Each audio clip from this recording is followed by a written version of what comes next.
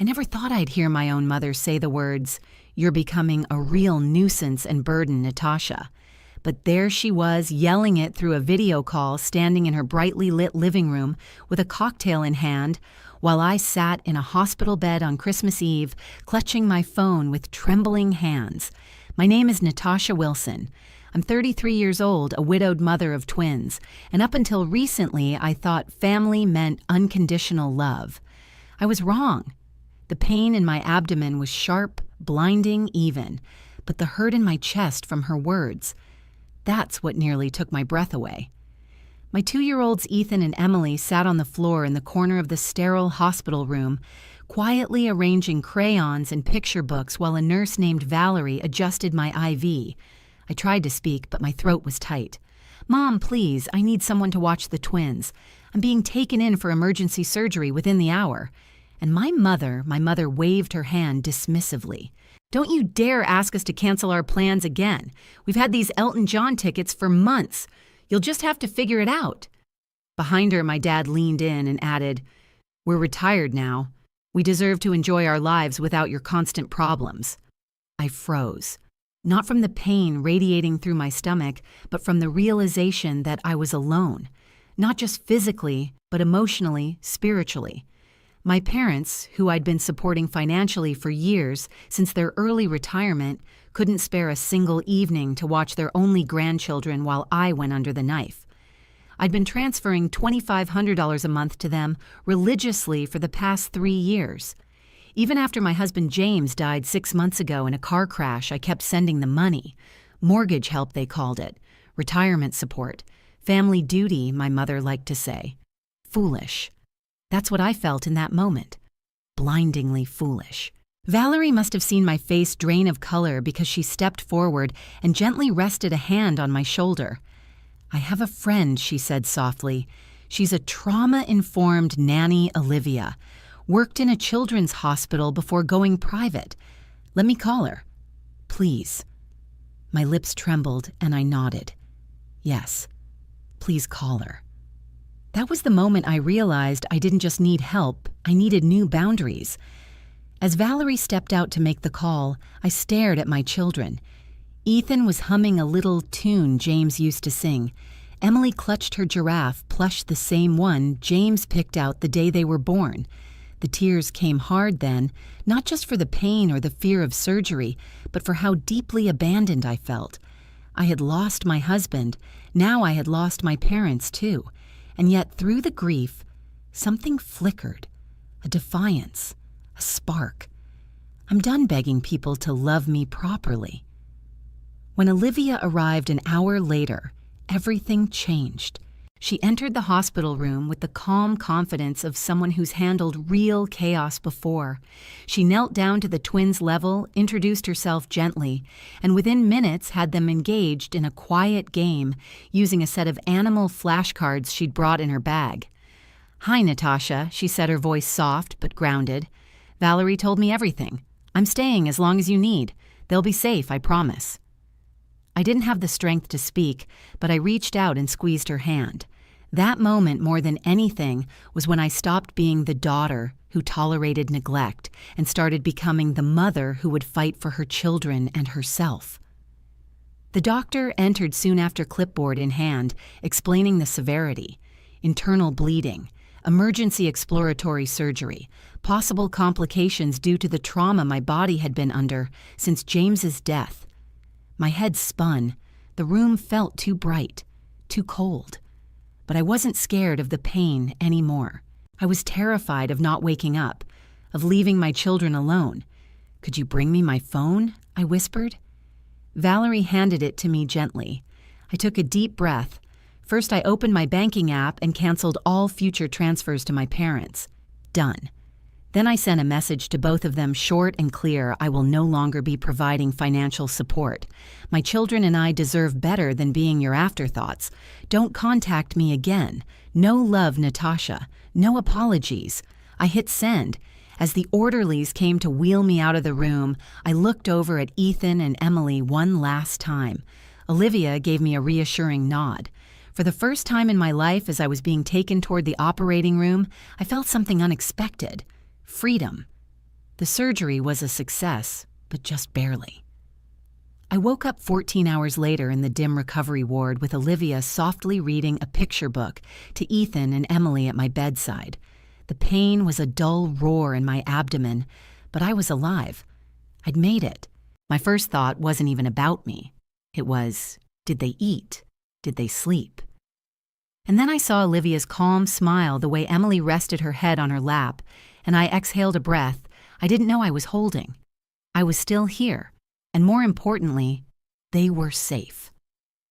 Over the next 5 days, I floated in and out of consciousness, sedated but aware enough to feel the absence.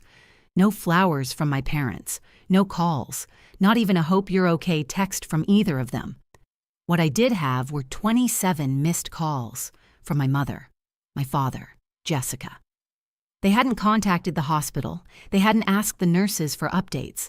Instead, they'd bombarded my phone while I slept under painkillers, the voicemail transcriptions, reading like a masterclass in narcissistic spin. We need to talk about this tantrum you're having. It's irresponsible to stop the mortgage help during the holidays. You're being vindictive, Natasha. That's not like you. And then, we're going to lose our cruise deposit because of this. Is that really what you want? Not one question about how the surgery went. Not one word about Ethan or Emily, just panic over money and missed vacations. That's when I knew this wasn't a phase or a misstep. It wasn't even a misunderstanding. This was the truth, the raw, unfiltered reality of who they had always been. Jessica's texts were different, shorter, confused. What surgery? Why are they freaking out about money? They told me you were just having a routine checkup. My heart ached. They had lied to her too, downplayed what was happening so they could keep up their facade of being the doting, burdened parents while justifying why Elton John mattered more than their daughter's emergency room call. I responded with the facts. No emotion, just the timeline, the risk, the refusal. And a photo Olivia sitting in the recliner holding Ethan and Emily while I lay unconscious in the background. Jessica's reply came instantly. "Oh my God. Natasha, I didn't know. I'm so sorry. I would have watched them. I should have. I believed her." Jessica wasn't like them, at least not completely. She was a product of the same broken household, but had always been shielded by their favoritism. Maybe, just maybe, this would help her see. By the time I was discharged, I'd made a few key decisions. First, I hired Olivia part-time. She refused pay at first. "You're recovering. This is what friends do." But I insisted. She'd become family in a way my actual family never had. Second, I contacted a lawyer to draft a will. If something ever happened to me, the twins would never end up with my parents. I listed Olivia as their emergency guardian with Jessica as an alternate pending her long-term trustworthiness. And third, I blocked my parents on every platform. No more money, no more guilt, no more access. When I got home, the apartment felt smaller than I remembered, but also warmer. It was mine. And for the first time in months, I wasn't living in someone else's expectations. I was building something, however fragile, for me and my children. That night, after the twins were asleep, I sat in the living room, surrounded by the quiet buzz of the fridge and the glow of the baby monitor. I checked my bank account. Without that $2,500 monthly payment, my budget actually balanced. I could breathe, maybe even start saving again. I hadn't realized just how heavy that financial burden had been until it was gone. I should have cut them off years ago. A few days later, Jessica came over with a casserole and some of those fancy pre-cut fruit trays. We sat together on the couch, sipping tea, while the twins played with blocks on the rug. Our conversation was tentative at first, careful. But soon something softened between us. "They always made it sound like you were the one pulling away," Jessica said. "That you didn't want to be around the family." I sighed. "No, they just made it impossible to feel welcome." She nodded. "I'm starting to understand that now." It was the first time in my adult life that I felt like Jessica saw me not as the bitter sister or the distant mom, but as someone who had been surviving without support for far too long. And then came the knock. I knew it before I checked the peephole, the kind of weight that settles in your gut when the past comes calling. It was them. My mother clutching her designer handbag like it was a life vest. My father's arms crossed face-taut with disapproval and entitlement. I didn't open the door, just cracked it slightly, the chain still locked. "What do you want?" I asked, my voice sharp but steady. "We've been so worried, darling," my mother cooed. "You haven't answered our calls. We had to make sure you and the children were all right."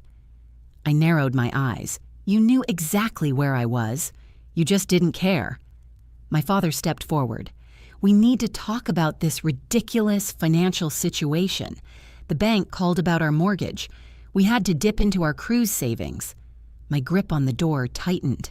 "Then I guess it's a good thing you didn't go on the cruise." His eyes hardened. "Natasha, this isn't fair." "No," I said, shaking my head. "What's not fair is choosing Elton John over your daughter's emergency surgery and expecting a paycheck afterward." Silence. They didn't apologize. They didn't even try.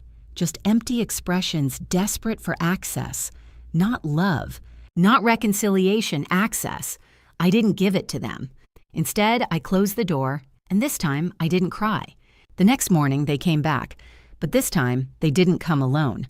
I heard the knock before I saw the familiar face through the peephole. My Aunt Patty, my mother's older sister, longtime family mediator, self-declared queen of emotional neutrality. "Natasha, sweetheart," she called through the door. "Let's be reasonable. Your parents are struggling without your help." I didn't open the door. I leaned against it, exhaustion still heavy in my post-surgical body. "They managed their finances for decades before I helped them," I said loud enough to be heard. "They chose early retirement, knowing they weren't ready. That wasn't my decision. That was theirs." From behind her, my mother chimed in with her usual dramatics. "We made those decisions because you promised to help us. You said you would be there for us." "No, Mom," I replied calmly. "I offered to help for a while. You turned that into entitlement. We've had to cancel our cruise, Natasha," she snapped. "We might lose the house." And there it was, the real issue. Not concern, not family, just lifestyle. The vacation, the house, the appearances. "I almost died," I said flatly. "And you wouldn't even watch your grandchildren."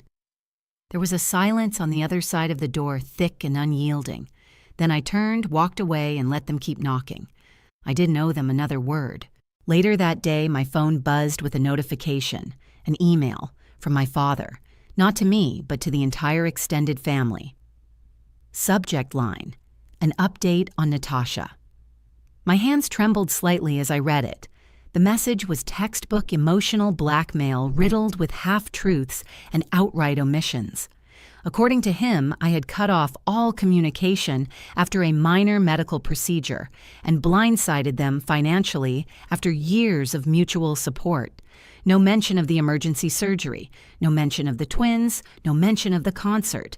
Just a classic tale of the ungrateful daughter betraying her elderly, loving parents. What he hadn't counted on was our family group chat. The first reply came from my cousin Michael, who lived near them in Nevada. "Uncle Robert, didn't you just buy a new boat last month?" Then came another reply from Michael's wife. "And Aunt Diana, weren't you wearing a brand new diamond tennis bracelet at Thanksgiving? The one you said was just a little splurge."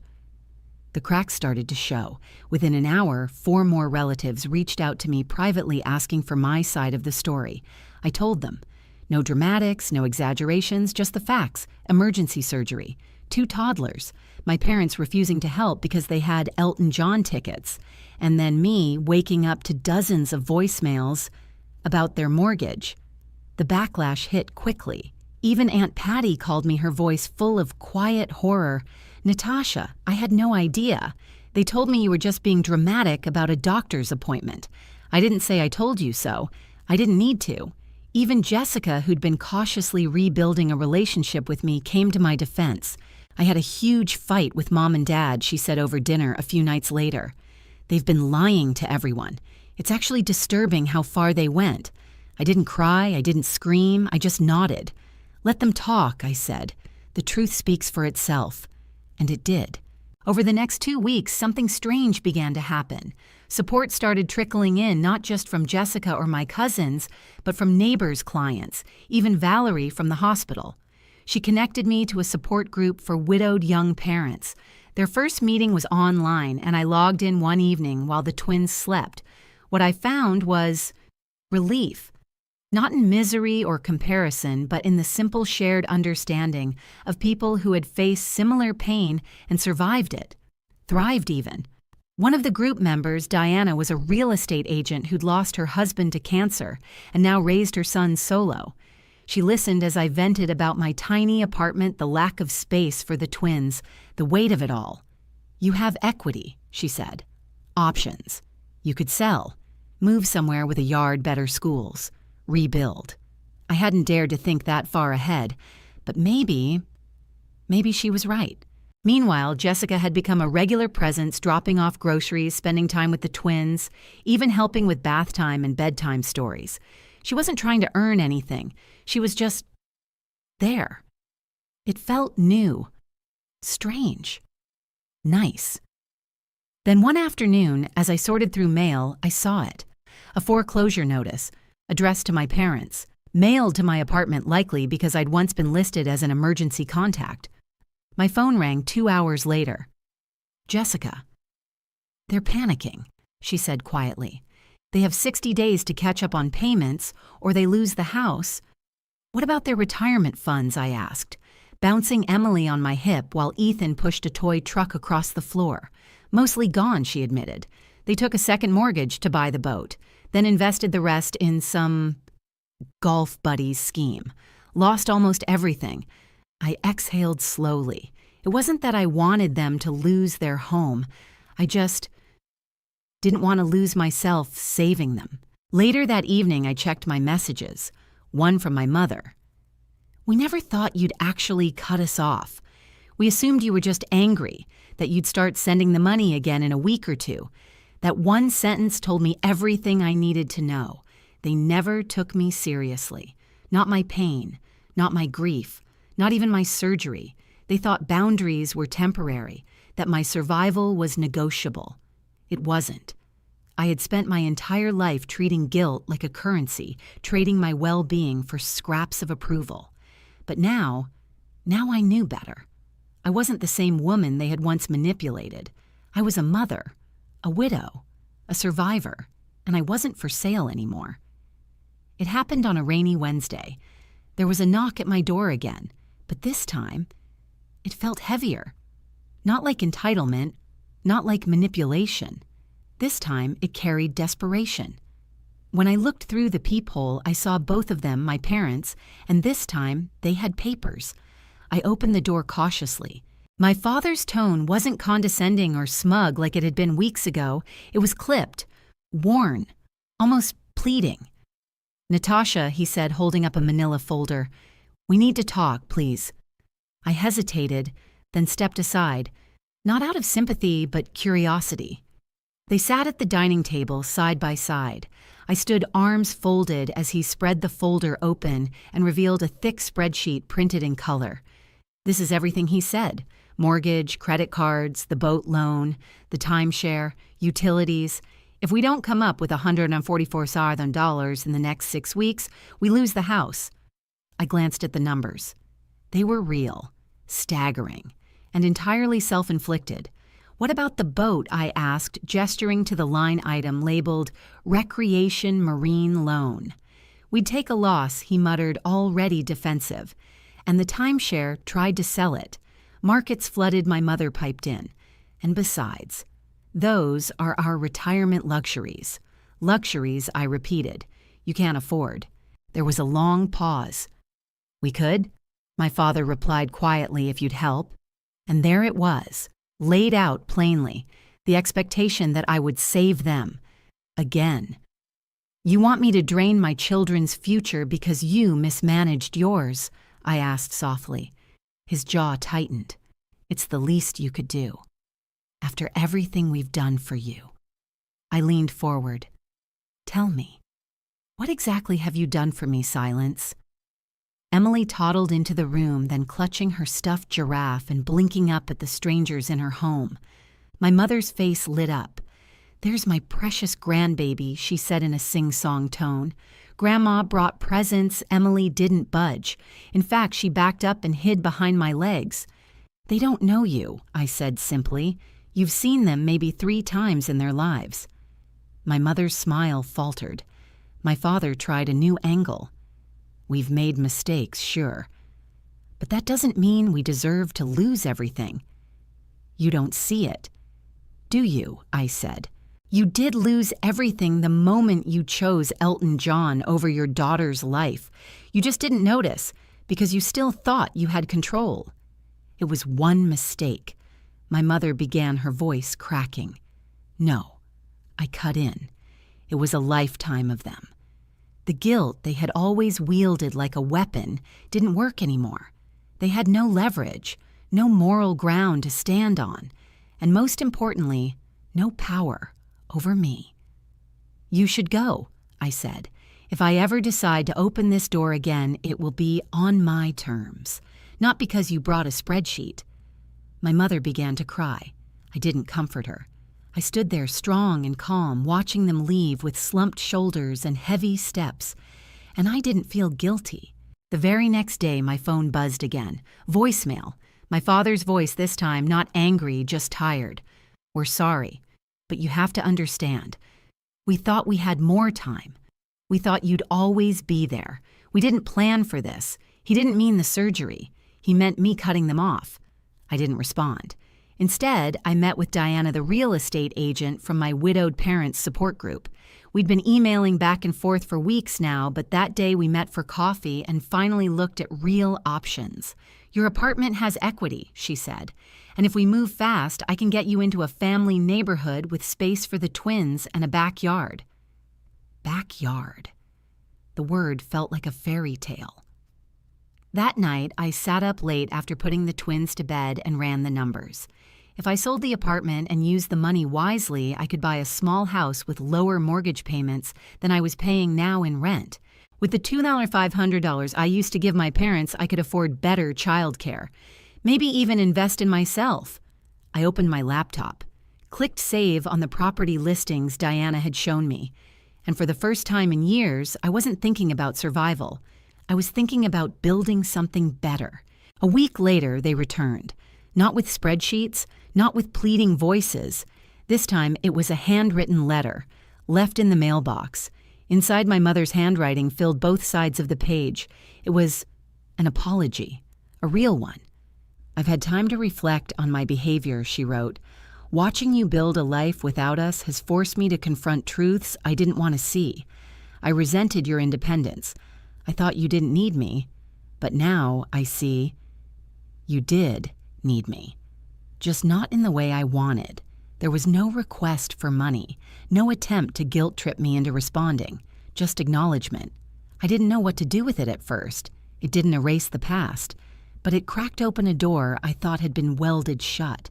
When I showed it to Jessica, she was cautious. "They've been talking about writing to you for weeks," she said. "Dad was against it, but something's changed, especially since his health scare last month." "Health scare?" I asked. "High blood pressure, chest pains, nothing major." But it scared him. Maybe they were finally facing consequences, or maybe they were just adapting. But me, I wasn't the same anymore. I wasn't desperate for their approval. I didn't need to forgive them. I could choose if and when, and that power. It felt better than any apology ever could. I sold the apartment 2 weeks later. Diana worked fast. We listed it on a Thursday, had 3 offers by Monday, and closed within the month. The buyer, a young couple expecting their first baby, was enchanted by the twins' handprints in the hallway. I almost told them the full story of that home, but I didn't. Some chapters are best left behind.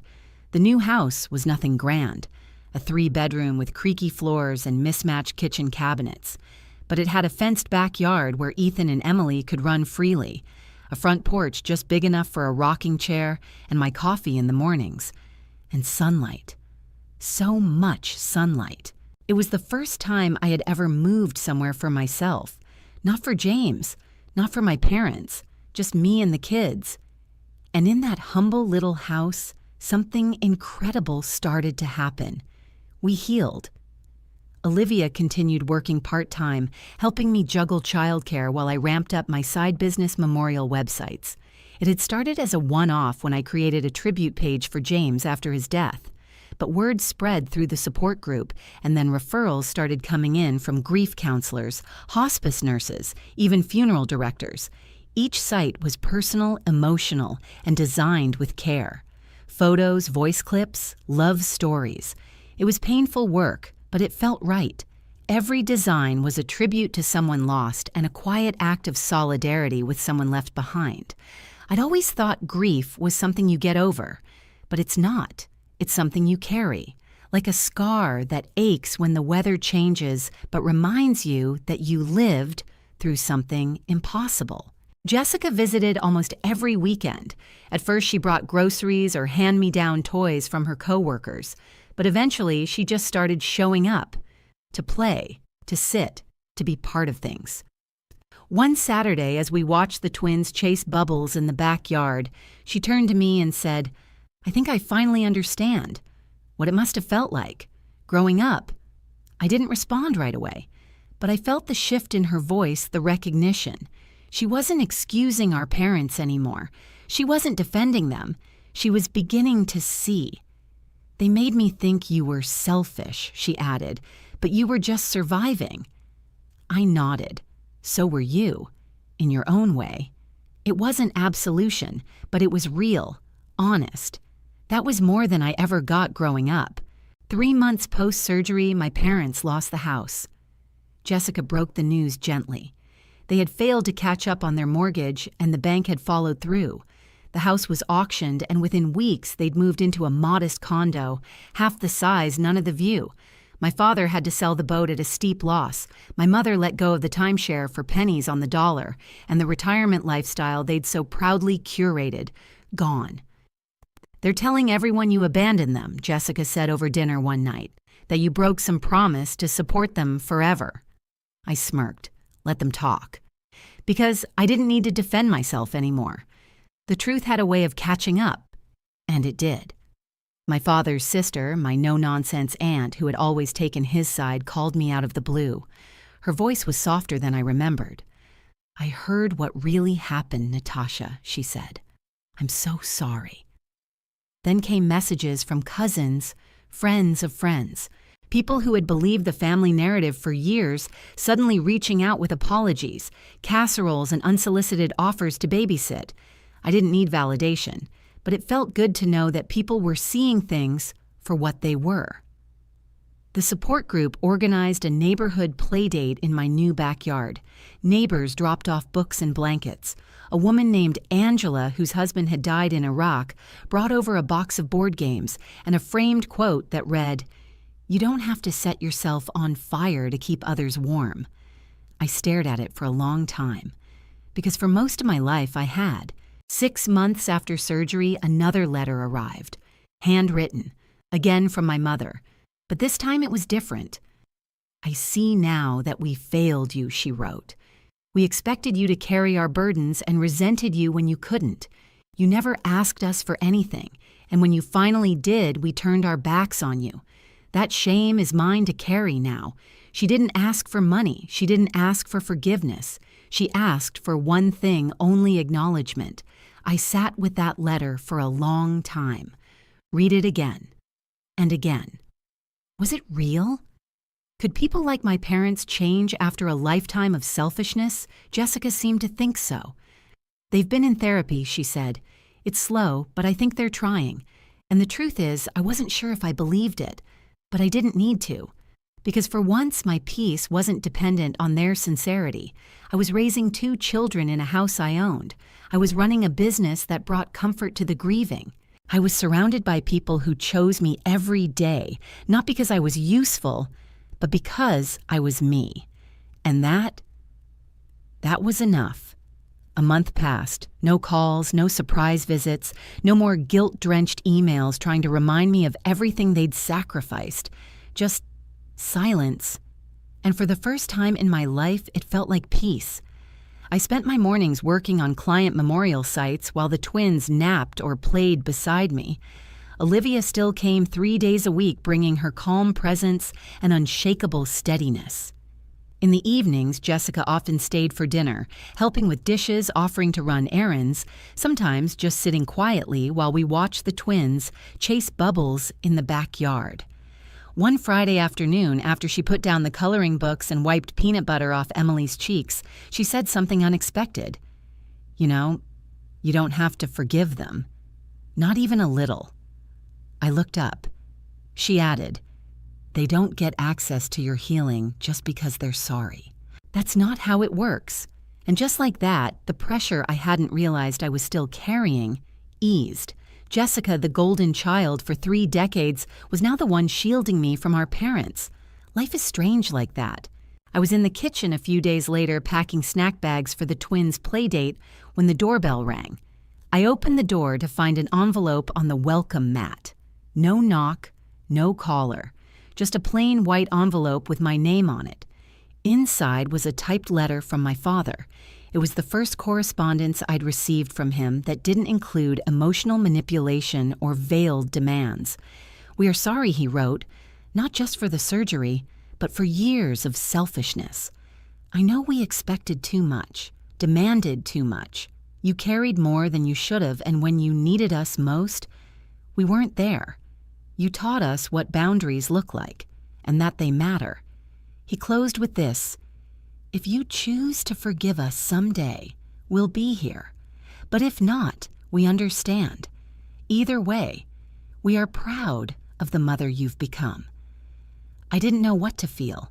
It was mature, measured. Nothing like the man who used to belittle my decisions or dismiss my boundaries like they were childish rebellions. Still, I didn't rush to respond, because here's the thing: people rarely admit you can accept an apology and still keep your distance. You can recognize someone's growth without letting them back into the sacred parts of your life. A few days later, Valerie, the nurse who had sat beside me during those terrifying hours in the hospital, stopped by. She brought her kids, and juice boxes, and 2 lawn chairs. We sat outside while our children ran through the sprinklers and screamed with joy. "You look different," she said, sipping lemonade. "Lighter." I smiled. I feel it. Valerie had been the first person to truly see my panic, back when I was a trembling widow alone in a hospital bed, begging her mother to care about her. She had reached out not just with medical help, but human help. "You saved me," I said softly. She shook her head. "No. You saved yourself. I just helped you remember how." The community we were building started to solidify. The other widowed parents from the support group began rotating playdates. Diana introduced me to a contractor who offered to fix my backyard fence for half the normal cost after hearing about my story. Jessica continued to show up, no longer performing goodness for our parents' approval, but simply being present for me. She never asked when or if I'd reconnect with them. She just helped with diapers, washed dishes without being asked, and once sat next to me during a thunderstorm while I cried quietly for James, the one person who had always believed in me without question. Then came the final blow, a voicemail from Jessica. "You should know. They applied for a reverse mortgage on the condo. I froze mid-step. It was denied," she continued. "Their credit is wrecked. They tried to borrow against what little equity they had left. It's not looking good." I sighed. "Are they okay?" I asked, already hating myself for still caring. "They're not homeless," she replied, "but they're hurting. A lot." I sat in silence. I wasn't vengeful. I didn't wish them harm. But this was what happened when you live your life on a fantasy of permanent rescue. When you gamble with your children's loyalty and treat love like a bank account. A week later, I received a card. Not a letter. A card. The front read, "Thank you for setting boundaries." Inside, my mother had written, "We didn't understand them at first, but now we're learning to." There was no manipulation, no promises, no bargaining chips, just a quiet admission. I placed the card on the kitchen shelf, not as a token of forgiveness, but as a reminder of who I was now. A woman who had drawn a line in the sand and meant it. A mother who had chosen peace for her children. A daughter who no longer begged to be seen. By month 9, the old life felt like a dream I barely remembered. The hospital, the betrayal. The way my parents' voices used to twist my stomach into knots with guilt and obligation. All of it blurred. Because now, I had clarity. The new house had been painted inside and out, soft sage walls in the twins' room, a calming gray in mine. Olivia helped me hang string lights in the backyard. Diana brought over starter herbs from my garden. Jessica showed up with patio chairs and a grill she found on clearance. We had family dinners, not the forced kind with linen napkins and eggshell tension, but real ones with crumbs on the floor, juice box wars, and laughter that filled the space between breaths. I was exhausted, still grieving James, still adjusting, but I was living. My business had grown faster than I'd anticipated. The memorial websites I'd started designing after James's death were now in quiet demand. Grief counselors from nearby clinics were referring clients. Funeral homes had begun reaching out. I'd built custom sites for veterans, teachers, single moms, even a young girl who died of leukemia. Each one required emotional excavation, but each one gave something back, too. Every page I created felt like building a monument both for them and for James. Then one night, as I was uploading a video tribute to a site I'd just completed, I received an email with the subject line, "Legacy and Grief Interview Request." A journalist from a grief and resilience podcast had heard about my site through one of the therapists I worked with. They wanted to interview me not just about the business, but about surviving loss as a mother, as a daughter. I almost deleted the email. Then I thought about James, about Valerie and Olivia, about Diana and Jessica, and every single step I'd taken away from survival and toward stability. I said yes. The recording happened 2 weeks later, over Zoom. I was nervous, but the host was kind, gentle. She asked about my husband, about building something in the aftermath of devastation, about how I'd managed to raise 2 toddlers while grieving and recovering. Then she asked the question I'd been expecting and dreading. You've hinted that you experienced a break in your extended family. What happened? I hesitated. Then I told the truth. I didn't name names. I didn't go into unnecessary detail. I simply said this: I asked my parents for help during a medical emergency, and they chose concert tickets instead. I had to choose whether to keep funding their lifestyle or protect my children. I chose my children. I'd choose them again every time. The interviewer paused. Then she said, "That's not betrayal. That's motherhood." And just like that, years of internalized shame melted. 2 days after the episode aired, my inbox exploded. Messages from other parents, other daughters, other sons, people who had also walked away from toxic families and carried the guilt like a wound. One email said I thought I was a monster for cutting off my mother, but after hearing your story, I see now. I was protecting myself. Another thank you for showing that boundaries can also be love, just not the kind our parents taught us. I cried reading them because I finally realized I wasn't the villain in my family's story. I was the hero, quiet, steady, fierce when I had to be. Then came the twist. Jessica arrived on a rainy Sunday afternoon looking hesitant. "They're broke," she said without preamble. Like, truly. They had to give up the condo. I blinked. Where are they living? A small rental. Outside town. Dad's working part-time at the hardware store. Mom's cleaning houses. That last one stopped me. My mother, Diana Wilson, queen of dinner parties and passive-aggressive judgment, now cleaning bathrooms to survive. I didn't feel glee. I felt a strange, quiet grief. Not for them. For the illusion I had once clung to that one day they'd love me the way I needed. Jessica shifted in her chair. "They asked about you." I raised an eyebrow. "They didn't ask for money," she added quickly. "They said they heard your podcast. Said, you sounded strong, that they didn't recognize you in a good way." "Because I'm not the same," I said. "They just never expected me to stay different." Jessica nodded. "Mom asked if she could write you again. I didn't say yes. But I didn't say no either, because for once I had space, not for them to move back in, but to maybe knock at the edge of the life I'd built if they came with humility. That night, I tucked the twins in and walked into the backyard. The wind had picked up. Leaves danced in spirals across the porch. I pulled my cardigan tight and sat down on the step. This house, these kids, this life. It wasn't just survival anymore. It was mine, built with pain, fortified by boundaries, filled with joy. And I didn't owe it to anyone.